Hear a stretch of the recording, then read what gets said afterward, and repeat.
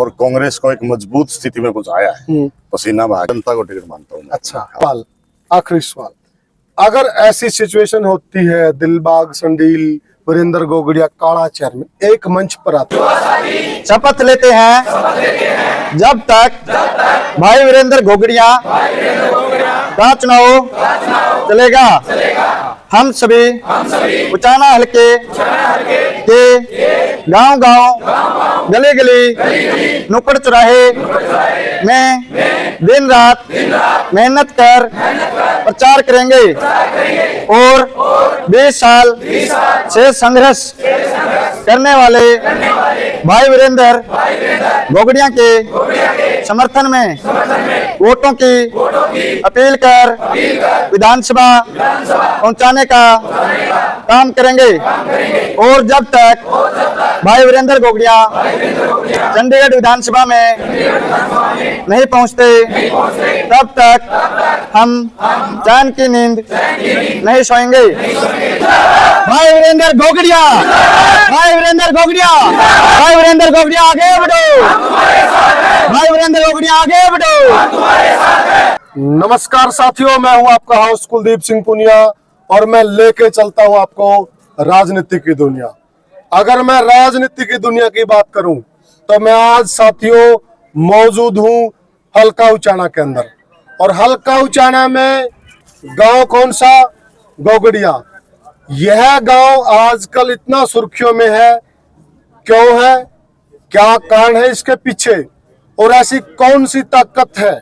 आजकल अगर हम गूगल में भी सर्च करते हैं तो वीरेंद्र गोगड़िया का नाम निकल आता है। तो आज हम सारी बातें जानेंगे। हमारे साथ इस क्षेत्र की और इस गांव की जान भाई वीरेंद्र गोगड़िया हमारे साथ मौजूद है। भाई साहब राम राम, आपका स्वागत है। राम राम, धन्यवाद। बात करते हैं भाई साहब राजनीति की। अगर राजनीति की बात करें, हल्का उचाना हमेशा से ही हरियाणा की राजनीति में बड़ा नाम रखता हुआ है, और वो बड़ा नाम, एक बड़ा चेहरा भी यहाँ पर है, इसमें कोई दो राय नहीं है। तो अब वीरेंद्र गोगड़िया ने भी ऐलान कर दिया है, दोनों तरफ का ऐलान है, कांग्रेस टिकट देती है तो बहुत बढ़िया, और नहीं देती है तो वो आपसे हम जानेंगे। पहले तो आप ये बता दीजिए कि वीरेंद्र गोगड़िया की किस प्रकार की तैयारी है? जहां तक तैयारी की बात है जी, तैयारी तो मैं पिछले 8.5 साल से बिल्कुल भाई साहब, मैं बहुत कर रहे तैयारी करने लग रहे हैं, और शुरू दिन से ही सक्रिय रूप से हैं। कांग्रेस के लिए दिन रात मेहनत की है, कांग्रेस के लिए पसीना बहाया और कांग्रेस को एक मजबूत स्थिति में पहुंचाया है पसीना बहा करके। ठीक बात है। और तैयारी हमारी ऐसी है कि आज मेरा पूरा गांव, मेरे आसपास के गांव सभी चुनावी मोड में है और चुनाव लड़ने लग रहे हैं। अगर पार्टी चाहती है कि उचाना की सीट कांग्रेस की झोली में आए तो पार्टी ने सोचना चाहिए और तुरंत फैसला कर देना चाहिए, क्योंकि वीरेंद्र गोगड़िया ही सबसे निष्ठावान और सबसे सच्चा कार्यकर्ता कांग्रेस का है, जिसने कांग्रेस को अपने पसीने से सींचकर आज इस स्थिति में पहुंचाया है। नहीं, जिस दिन वीरेंद्र गोगड़िया ने शुरू करा था उस दिन कांग्रेस 1837 वोटों पर थी, और आज कांग्रेस को वीरेंद्र गोगड़िया ने 1 लाख वोटों पर पहुंचाया है। वो 1 लाख पे तब है जब किसी जमीनी कार्यकर्ता को कांग्रेस टिकट दे। अगर ये पैरासूट से आए हुए या दल बदलू नेताओं को कांग्रेस टिकट देगी तो यहाँ निश्चित रूप से हार का मुंह देखना पड़ेगा। कौन कौन से गांव है वीरेंद्र गोगड़िया जी के साथ?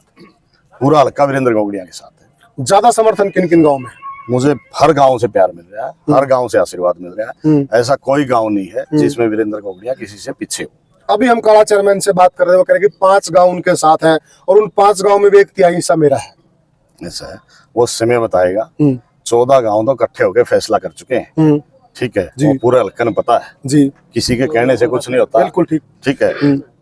यहाँ क्या, चलो मैं उस पर ज्यादा बात नहीं करना चाहता, उन्होंने जो कहा है कोई बात नहीं, ठीक बात है। मुझे पता है कि मैं किस स्थिति में हूँ जी, और हल्के के कोने कोने से मेरे को प्यार मिल रहा है। अभी 1-2 दिन बाद आप देख लेना, कुछ तस्वीर ही बदल जाएगी हल्के की, कि पूरे गांव के गांव, पूरा यूथ पूरे गांव का वो समर्थन करेंगे मेरा, और जब यूथ समर्थन करता है तो निश्चित तौर पर वो सब कुछ पलट के रख देता है। ताकत बहुत होती है बिल्कुल यूथ में। तो एक बात और कह रहे थे वो, कि मैंने ये बोला था अगर कांग्रेस पार्टी की टिकट किसी को भी मिलती है तो मैं उनके साथ हूँ, और अगर कांग्रेस पार्टी की टिकट नहीं मिलती है तो मैं आजाद लड़ रहा हूँ, मेरे साथ आ जाए। ऐसा है। क्यों आ जाए? मैं पिछले 23-24 साल से धरातल पे मेहनत कर रहा हूँ जी।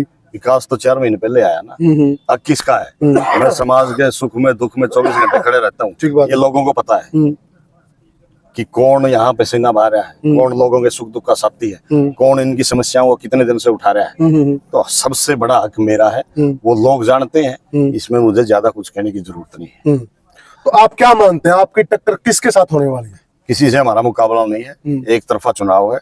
सब 25 और 30 तक सिमट लेंगे। 75 और 80 हजार वोट वीरेंद्र गौड़िया को मिलेंगे। हमारे पास दिल्ली से जो जानकारियां मिल रही हैं, अभी अभी मेरी थोड़ी देर पहले दिल्ली बात हुई थी, तो जो टिकट की हमें कंफर्मेशन मिली है तो वो वही चलेगी जहां आप आशंका जता रहे हैं। तो फिर आपका क्या कहना है? ऐसा है, हमने तैयारी कर रखी है, लोगों ने तैयारी कर रखी है, लोगों ने फैसला कर रखा चुनाव लड़ने का। तो टिकट पार्टी देती है तो बड़ी अच्छी बात है, पार्टी का स्वागत है। अगर पार्टी नहीं देती है तो लोगों ने फैसला कर रखा चुनाव लड़ रहे हैं, लड़ने लग रहे हैं पिछले 15 दिन से। जी। तो साफ मतलब फैसले का हमारे ऊपर कोई असर नहीं। तो साफ कहना कि भाई वीरेंद्र गौगड़िया चुनाव लड़ेगा, अगर कांग्रेस टिकट देवे वेलकम, बिल्कुल, नहीं तो चुनाव लड़ना ही लड़ना है। अच्छा, तो जैसे आज दिलबाग संडील ने भी घोषणा कर दी है कि मैं 11 तारीख को नॉमिनेशन दाखिल करूंगा। अच्छी बात है, लोकतंत्र है, सबका अधिकार है। तो आपने भी कोई डेट फिक्स कर ली है नॉमिनेशन की? अभी गांव फैसला करेगा किस दिन, गांव फैसला करेगा, भाईचारा फैसला करेगा। बिल्कुल। तो आपका चुनाव कौन लड़ रहा है? पूरा गांव लड़ रहा है, पूरा हल्का चुनाव लड़ रहा है। हल्का चुनाव, बिल्कुल, बहुत अच्छी बात कर रहे हैं। तो आप क्या मान के चल रहे हैं, क्योंकि कई बार ये सुनने में आ रहा है कि फलाने आदमी का फलाने क्षेत्र में प्रभाव, फलाने का फलाने क्षेत्र में।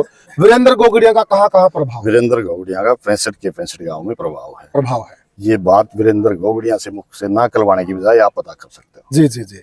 अच्छा, एक परिवार है बहुत लंबे समय से यहाँ की राजनीति करता रहा, यहाँ से जीतता भी आ रहा है, तो वह परिवार अभी जो रिपोर्ट हमारे पास है दोबारा फिर उसी परिवार के खाते में टिकट जा रही है, तो इस पर फिर सर्वे का ड्रामा क्यों करती है पार्टी? सर्वे में आप लोगों के नाम सबसे आगे थे, टिकट किसी और को दी जा रही है, तो क्यों 20,000 लोगों के फार्म पे लगवाए, क्यों सर्वे का ड्रामा किया अगर टिकट उन्हीं को देनी थी तो? इस पे मैं ज्यादा कुछ नहीं बोलना चाहूंगा, तो पार्टी के अपने फैसले होते हैं, पार्टी अमल करती है ना करती है उसके नफे नुकसान पार्टी को होते हैं। तो क्या फिर ये लोगों के साथ अन्याय नहीं है? निश्चित तौर पे जब आप कह रहे हो कि मेरिट के आधार पर फैसला होगा, तो जो मेरिट के लिए जो आदमी मेहनत करता है उसके साथ अन्याय है, और ऐसा अन्याय होना नहीं चाहिए। इस तरह के फैसले गलत फैसले होते हैं, और उन फैसलों का नुकसान जो भी कोई पार्टी करती है उसको भुगतना पड़ेगा। क्योंकि देखिए, लोग बड़ी उम्मीद लगा रहे थे, लोगों ने किसान आंदोलन को एकजुट होकर लड़ा, बड़ा खर्चा किया, लोग दिल्ली तक बैठे रहे, और यहाँ पर भी बहुत अच्छे से इन्होंने कटकट टोल प्लाजा पे भी लड़ाई लड़ी, तो लोग ये मान रहे थे कि कांग्रेस पार्टी हमारी भावना का ख्याल रखेगी। परंतु यहाँ तो भावना के विपरीत हो रहा है, टिकट तो उन्हीं को दी जा रही है जिस जो आंदोलन में कहीं और खड़े थे। तो इसमें फिर आप क्या कहेंगे? निश्चित तौर पर अगर आप कोई फैसला लोगों की भावनाओं के खिलाफ करते हो तो उसकी सजा आपको भुगतनी पड़ती है। सजा, बिल्कुल सजा।